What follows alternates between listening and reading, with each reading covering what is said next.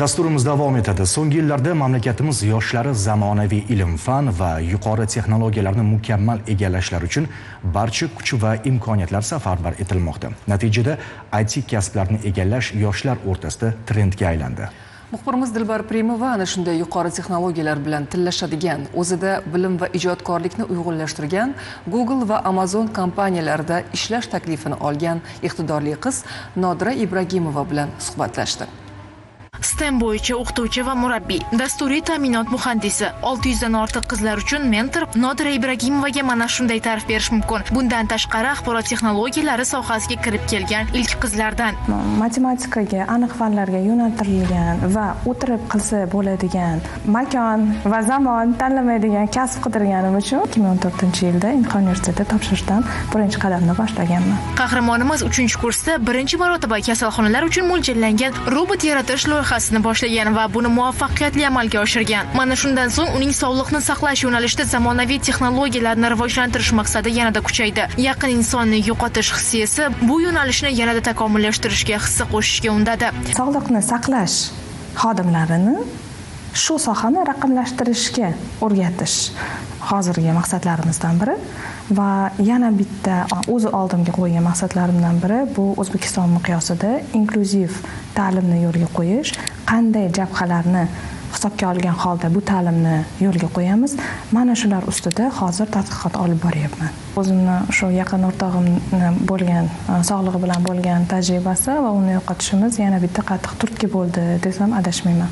Nodira Ibragimovaning axborot texnologiyalari sohasidagi 11 yillik faoliyatida erishgan yutuqlarni uzoq sanab o'tish mumkin. Bilim va tajribani birlashtirib olgan qahramonimizga aytsam ishonmassiz, bir necha bora eng yirik texnokompaniyalar Amazon va Google'dan jamoaga qo'shilish bo'yicha takliflar kelib tushgan.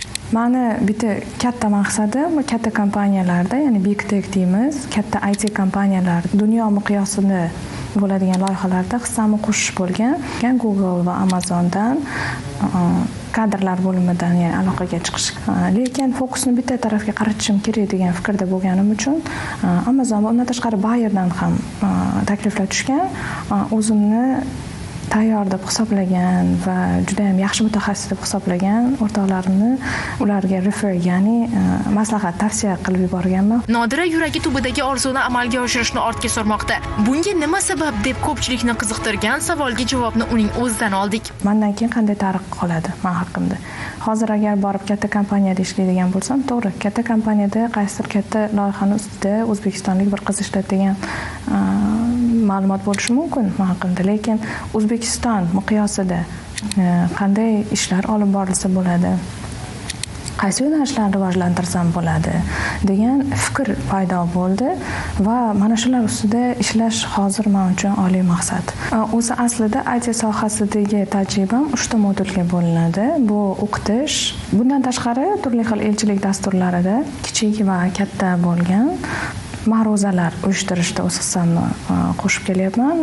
Bular 3-modulga keladigan bo'lsak, bu albatta dasturlar. Sohada mana shunday yoshlarning, ayniqsa qizlarning o'rnini oshirishga harakat qilayotgan qahramonimiz chin ma'noda ustoz unvoniga munosib bo'la olgan. Zero bugun u Google'da bo'lmasa-da, uning yo'l yo'rig'ini olgan shogirdlari qadami allaqachon ushbu yirik texnokompaniyaga yetgan. Katta harakatlari bilan mana Google'da amaliyotga o'tgan qizlar bor. O'sha kelib Google'dan qatnashayotgan kadrlar bo'limi ko'rib, bilimlarini tanishib, ularni amaliyotga taklif qilishgan. Bularni ko'rish albatta quvonarli. O'quvchilarim ko'pchiligi mana Amerika Qo'shma Shtatlarida, Buyuk Britaniyada ta'limlarini davom ettirishyapti. Qahramonimiz avgust oyida Google'da ishlash taklifini qayta oldi.